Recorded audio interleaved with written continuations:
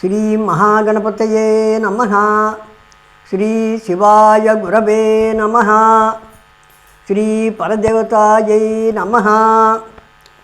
వందే గురుపదద్వంద్వం అవాంగ్మానసగోచరం రక్త శుక్లప్రభామిశ్రం అతర్క్యం త్రైపురం మహః. సచ్చిదానందరూపాం తాం గాయత్రీ ప్రతిపాదితాం నమామి హ్రీంమయీం దేవీం ధియో నః ప్రచోదయాత్. నమోస్తు తే వ్యాస విశాలబుద్ధే ఫుల్లారవిందాయతపత్రనేత్ర येन त्वया भारततैलपूर्णः प्रज्वालितो ज्ञानमयप्रदीपः. ముందుగా నాకు జన్మనిచ్చినటువంటి తల్లిదండ్రులకు, విద్యాభ్యాస కాలాన అన్న ప్రసాదం పెట్టిన మాతృమూర్తులకు, ఎంతో ఆదరణ చూపినటువంటి తండ్రులకు, అట్లాగే అక్షర భిక్షను ప్రసాదించి మరో జన్మను ప్రసాదించిన శ్రీ గురుదేవులకు ధన్యవాదపూర్వక నమస్కారములు. శ్రీ పరదేవతా స్వరూపులరా, ఈ పరీక్షిత్తు చనిపోయే నాటికి అతని కుమారుడైనటువంటి జనమేజయుడు చాలా పసివాడు. అందువల్ల మంత్రులే పరీక్షిత్తుకు అంత్యక్రియలన్నిటినీ కూడాను శాస్త్రోక్తంగా జరిపారు. తర్వాత సుముహూర్తే సుతం బాలం ప్రజానాం ప్రీతివర్ధనం సింహాసనే శుభే తత్ర మంత్రిణః సంయవేశయన్. మంత్రులు ఒక మంచి ముహూర్తంలో జనమేజయుడిని రాజుగా చేశారు. క్షత్రియులకు ఉండవలసిన అన్ని లక్షణాలు జనమేజయునిలో ఉన్నాయి. అందుకే నగరాలు, పట్టణాలు, జనపదాలు అనే భేదము లేకుండా రాజ్యములోని ప్రజలందరూ కూడా అప్పటికే జనమేజయుడిని రాజుగా ఇష్టపడ్డారు. అతని పెంపుడు తల్లి అతనికి రాజులు పాటించవలసిన పద్ధతులను అలవాటు చేస్తున్నది. అతడు పెరిగి పెద్దవాడవుతున్నాడు. 11 సంవత్సరాల ప్రాయంలోనే కుల పురోహితుని వద్ద రాజులకు అవసరమైన అన్ని విద్యలను నేర్చుకుంటూ ఉన్నాడు. ధనుర్వేదం కృపః పూర్ణం దదాపస్మై సుసంస్కృతం అర్జునాయ యథా ద్రోణః కర్ణాయ భార్గవో యథా. ద్రోణాచార్యుడు అర్జునునకు, పరశురాముడు కర్ణునకు బోధించినట్లు కృపాచార్యుడు జనమేజయునకు విలువిద్యను సంపూర్ణంగా బోధించాడు. యుద్ధ విద్యలను పూర్తిగా నేర్చుకోవడం వల్ల అతడు గొప్ప వీరుడయ్యాడు. ధర్మశాస్త్రార్థకుశలః సత్యవాదీ జితేంద్రియః చకార రాజ్యం ధర్మాత్మా పురా ధర్మసుతో యథా. ధనుర్వేదం, ఇతర వేదాలు, ఆధ్యాత్మిక విషయాలలో జనమేజయునకు విశేషమైన జ్ఞానం అబ్బింది. ధర్మాధర్మ విషయ చర్చలలో పాల్గొని ధర్మాన్ని నిగ్గుదేల్చే స్థాయికి ఎదిగాడు. సత్యవాది అంటే ఎప్పుడు నిజమే మాట్లాడతాడు.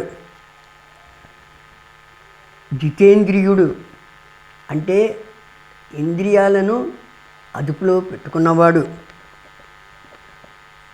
జనమేజయుని రాజ్యపాలనము ధర్మరాజు రాజ్యపాలనను గుర్తుకు తెస్తున్నది. వపుష్ట అనేటువంటి ఆమె సువర్ణాక్షుడు అనే కాశీరాజు యొక్క పుత్రిక. ఆమె ఎంతో అందగత్తె. ఆమెను ఈ జనమేజయుడు పెళ్లి చేసుకున్నాడు. ఆ రాజదంపతులు సుఖ సంతోషాలతో జీవితం గడుపుతున్నారు. అనుభవజ్ఞులైన మంత్రులు రాజ్య పాలనను జనమేజయుని తరపున నిర్వహిస్తున్నారు. ఇట్లా రోజులు గడుస్తుండగా ఒకరు ఉత్తంకుడు అనే ముని జనమేజయుడి దగ్గరకు వచ్చాడు. తక్షకుడు అనే నాగుపాము ఆ మునిని బాధపెట్టాడు. అందుకు అతడు తక్షకునిపై ప్రతీకారం తీర్చుకోవటానికి ఎదురు చూస్తూ ఉన్నాడు. జనమేజయుని ద్వారా తక్షకునికి కీడు చేయించి దాంతో తన పగను చల్లార్చుకోవాలి అని చెప్పి తహతహలాడుతూ ఉన్నాడు. ఆ రాజు దగ్గరకు వెళ్ళాడు. తర్వాత జనమేజయునితో, కార్యాకార్యం న జానాసి సమయే నృపసత్తమా, అకర్తవ్యం కరోష్యద్య కర్తవ్యం న కరోషి వై, కిం త్వాం సంప్రార్థయామ్యద్య గతామర్షం నిరుద్యమం.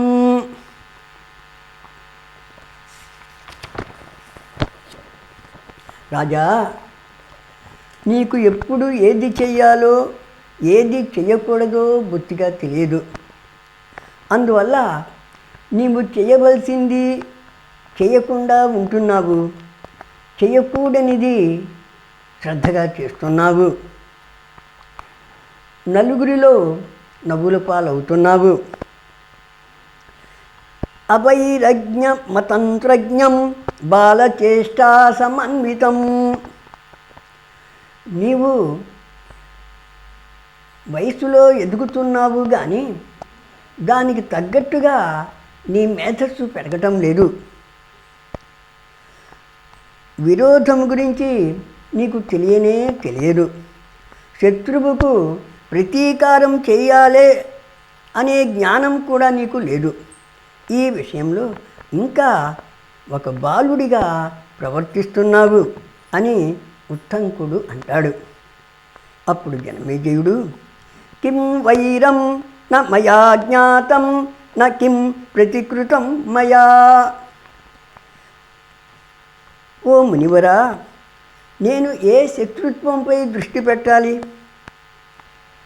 ఎవరి మీద ప్రతీకారం తీర్చుకోవాలి, ఆ విషయం నాకు దయతో చెప్పండి అని అంటాడు. విషయం తెలిసిన తర్వాత తగ్గట్లుగా ప్రవర్తిస్తాను అని కూడా ఉత్తంకునితో అంటాడు. అప్పుడు ఉత్తంకుడు, తక్షకుడనే దుర్మార్గుడు ఉన్నాడు, వాడు మీ నాన్నను చంపాడు. ఆ విషయము నీ మంత్రులను అడిగితే చక్కగా వివరంగా చెప్తారు, వాళ్ళని అడిగి తెలుసుకో అని అంటాడు. అప్పుడు జనమేజయుడు మంత్రులను పిలిపించి అడుగుతాడు. వారు బ్రాహ్మణ శాపం వల్ల తక్షకుడు అనే పాము కాటు వెయ్యటం వల్ల దాని యొక్క విష ప్రభావంతో పరీక్షిత్తు చనిపోయినట్లుగా చెప్తారు. అప్పుడు శాపోత్ర కారణం రాజసప్తస్య మునినా కిల తక్షకస్య తు కో దోషో బ్రూహి మే ముని సత్తమా. ఓ ఉత్తంక మహాముని, ఒక బ్రాహ్మణ కుమారుడు శాపం పెట్టడం వల్ల తక్షకుడు నా తండ్రి అయినటువంటి పరీక్షిన్ మహారాజును కాటువేశాడు. దానివల్ల ఆయన చచ్చిపోయాడు. నా తండ్రి మరణానికి బ్రాహ్మణ శాపము కారణమవుతుంది కానీ తక్షకుడనే పాము కారణం కాదు కదా. ఇందులో తక్షకుని దోషమేముంది అని జనమేజయుడు అమాయకంగా ప్రశ్నిస్తాడు. అప్పుడు ఉత్తంకుడు తక్షకేణ ధనం దత్వా కశ్యపః సన్నివారితః న సకిం తక్షకో వైరీ పితృః తవ భూపతే. ఓ రాజా, ఆ రోజులలో కశ్యపుడు అనేటువంటి గొప్ప మాంత్రికుడు ఉన్నాడు. ఆయన తక్షకుని యొక్క విషానికి విరుగుడు చేయగలిగినటువంటి గొప్ప మంత్రము కూడా ఉన్నటువంటి వాడు. అటువంటి ఆ కశ్యపుడు మీ నాన్నకు ఉపకారము చేసి తత్ఫలితంగా కొంత ధనాన్ని పొందాలి అనేటువంటి కోరికతోటి సంకల్పంతో మీ నాన్న దగ్గరికి వస్తూ ఉన్నాడు. అప్పుడు ఈ తక్షకుడు ఆ కశ్యపుడిని వారించి ఆ కశ్యపుడికి కావాల్సినటువంటి ధనాన్ని ఇచ్చి ఆ కశ్యపుడు నీ తండ్రి అయినటువంటి పరీక్షిత్ మహారాజుకు దగ్గరకు రాకుండా తిరిగి ఇంటికి వెళ్ళినట్లుగా చేశాడు. అటువంటి సమయంలో మరి తక్షకుడు కూడా దోషి అవుతున్నాడు కదా.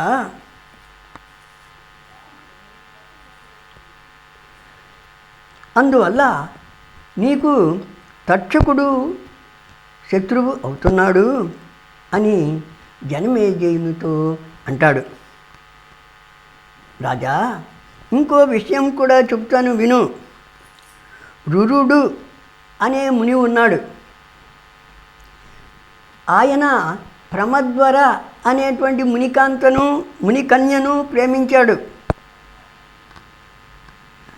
పెద్దవాళ్ళు కూడాను వారి పెండ్లికి ఇష్టపడ్డారు.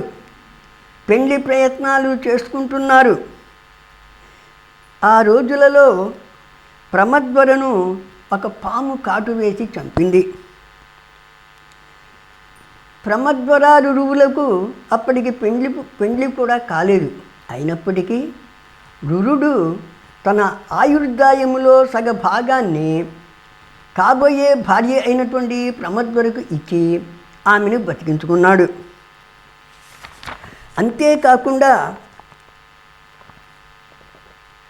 అతడు కోపంతో యం యం సర్వం ప్రపశ్యామి తం తం హన్యాయుధేన వై వ్యచరత్ పృథివీం రాజన్ నిఘ్నన్ సర్పానితస్తతః. పాములు కనిపిస్తే వాటిని ఆయుధంతో చంపుతానని ప్రతిజ్ఞ చేశాడు. అప్పటి నుండి రురుడు ఆయుధము పట్టుకొని కనపడిన పామును దానిని కనపడినట్లే చంపుతూ ఉన్నాడు. పాములను వెతుకుతూ లోకమంతా తిరుగుతూ ఉన్నాడు. ఒక రోజున ఒక ముసలి పాము అతని కంటపడింది. యథాప్రకారంగా రురుడు ఆ పామును కూడా ఒక దెబ్బ వేశాడు. అప్పుడు ఆ పాము మానవ భాషలో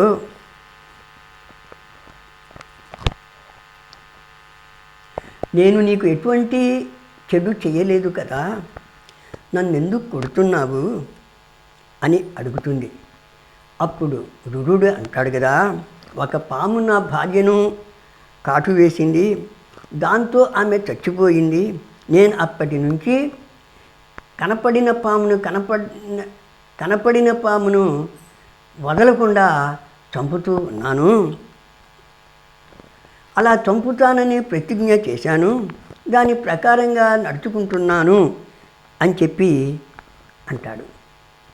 ఈ విధంగా ఆ ముసలి పాముకు ఈ రురుడికి సంభాషణ జరుగుతూ ఉంటుంది. అందులో భాగంగా రురుడు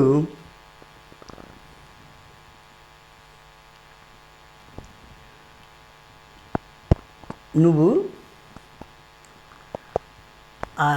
జన్మ నీవు నీవు మనుష్య భాషలో మాట్లాడుతున్నావు, కానీ నీకు ఈ పాము జన్మ ఎట్లా వచ్చింది అని అడుగుతాడు.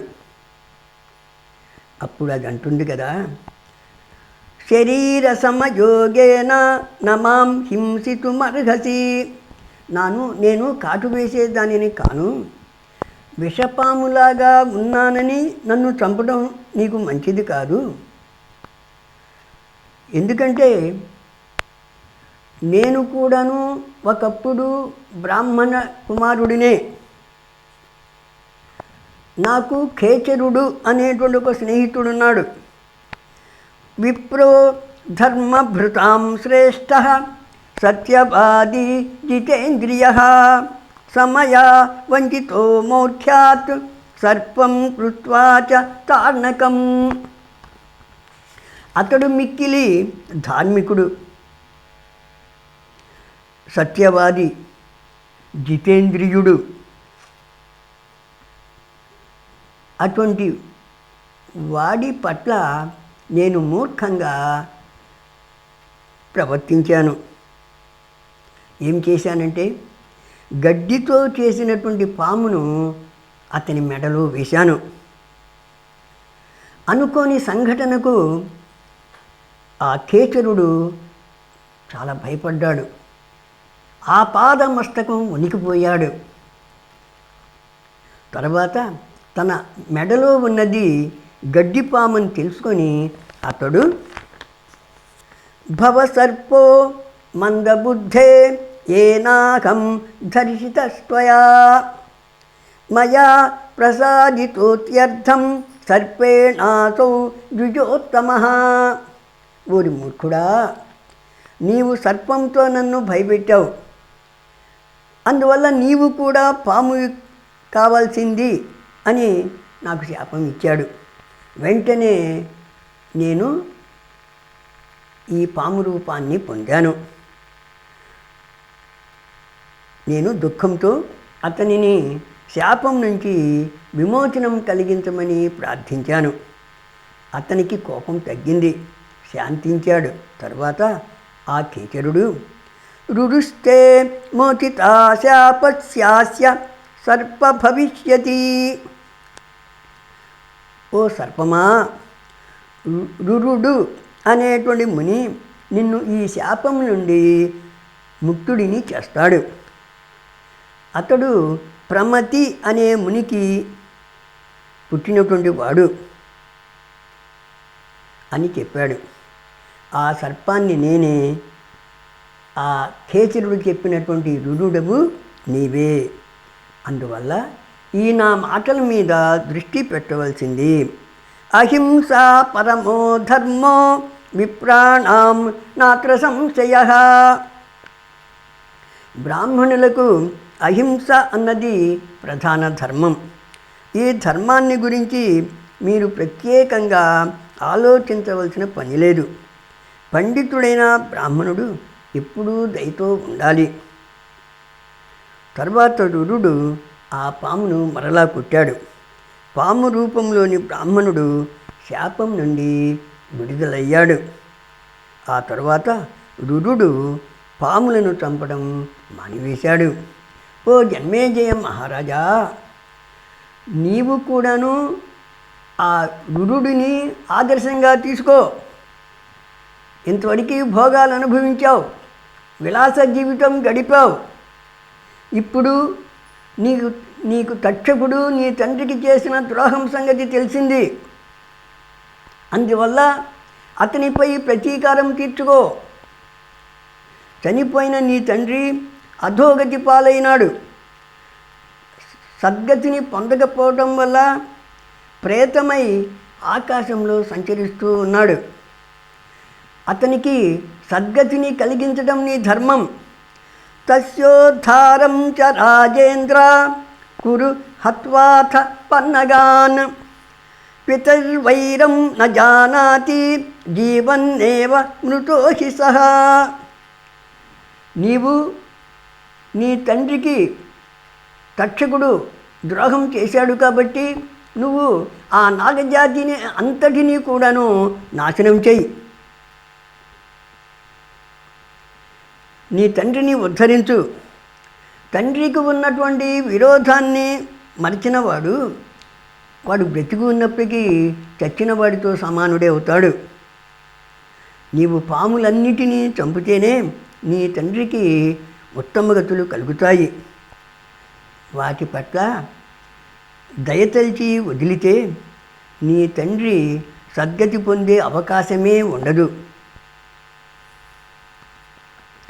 కాదన కిట్టిపాటి అపకారము తక్షకుడేక విప్ర సంబోధన చేసే నృపపుంగవ నీవు ననేక భూసురాపాదిత సర్పయాగమున భస్మము సేయుము తక్షకాది కాకోదర సంహతిన్ హుతవహోగ్ర సమగ్ర శిఖాచయంబులన్. మహారాజా, అందువల్ల నీవు ఆ దేవీ యాగం చేసి సమస్త సర్పజాతిని నాశనం చేయవలసింది అని ఉత్తంకుడు జనమేజయ మహారాజును సర్పయాగం చేయటానికి ప్రేరేపించాడు.